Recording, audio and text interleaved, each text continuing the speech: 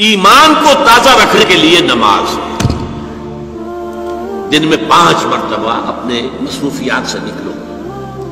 صبح کی نیند بڑی سہانی ہوتی ہے، اسے توڑ کر اٹھو اور اٹھو اللہ کے حضور میں حاضر ہو، کھڑے ہو جاؤ، وضو کرو، کھڑے ہو جاؤ، نماز پڑھو، اللہ سے اپنا عہد جو ہے تازہ کرو.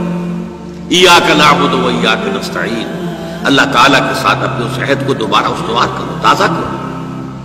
بڑا پیارا شعر ہے حفیظ جالندری کا کہ سرکشی نے کر دیے دھندلے نقوش بندگی، آؤ سجدے میں گریں لوح جبیں تازہ کریں.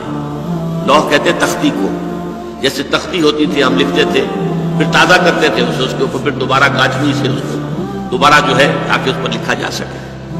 تو یہ لوح جبیں جو ہے یہ ہماری، اسے رکھو زمین پر تاکہ اس میں بندگی کا جو نقش ہے وہ تازہ ہو جائے. اس لیے کہ ہماری سرکشی جو نفس کی سرکشی ہے، ان النفس لامارۃ بالسوء، اس نے ہماری یہ بندگی کے جو آثار ہیں، جو نقوش ہیں، انہیں کمزور کر دیا، دھندلا دیا.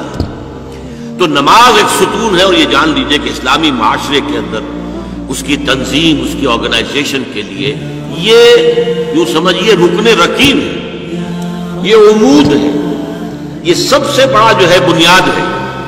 اب آپ کو معلوم ہے کہ اسلامی معاشرے میں ایک فرد ہے مسلمان، اس کی زندگی بھی اگر وہ نمازی ہے اور نماز کا حق ادا کرتا ہے، اس کی زندگی گویا کہ نماز کے گرد گھومتی ہے. اس کا سارا نظام الاوقات جو ہے نماز کے حوالے سے طے ہوگا. فلاں کام کرنا، اچھا بھائی عصر کی نماز کے بعد. وہ کوئی ایسی اپائنٹمنٹ نہیں کر سکتا کہ جس میں عصر کی جماعت جو ہے اس کا معاملہ جو ہے وہ خطرے میں پڑ جائے.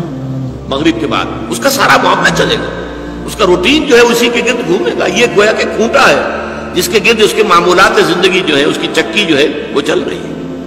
اسی طریقے سے معاشرہ اب 5 مرتبہ دن میں مسلمان مسجد میں جمع ہو رہا ہے، ایک امام کے پیچھے کھڑے ہیں، اور ایک دفعہ ہفتے میں جو ہے بڑی آبادی کے لوگ جو ہیں مسجد جامع میں جمع ہو گئے.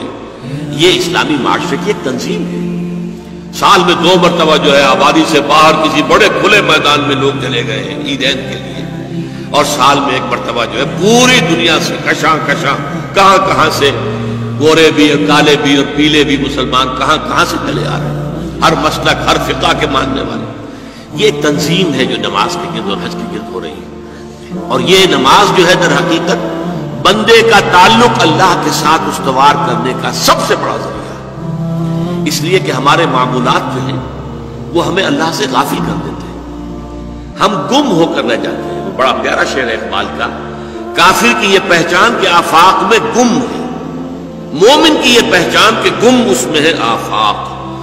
آفاق میں گم ہو جانا، میرا یہ کام ہے، یہ کام ہے، یہ کام ہے، یہ کام ہے، یہ کرنا، وہاں جانا، وہاں سے وہاں جانا، وہاں سے وہاں جانا، ایک چکر ہے، ایک روٹین ہے. انسان گم ہو گیا، کہاں خدا کا خیال، کہاں آخرت کا خیال، آئے گئی گم ہو گیا. اور ایک وہ ہے کہ جو گویا کہ دنیا میں رہتا ہے، بازار سے گزرا ہوں، خریدار نہیں ہوں، دنیا میں رہو اور دنیا میں گم نہ ہو جاؤ، بلکہ دنیا تمہارے اندر آ جائے، تمہارے قابو میں آ جائے، تمہارے تابع ہو جائے، تمہارے سارے معمولات تمہارے اپنے فیصلے کے، تمہاری خود ہی کے تابع ہو جائے. یہ کیفیت ہے در حقیقت کی جو مطلوب ہے.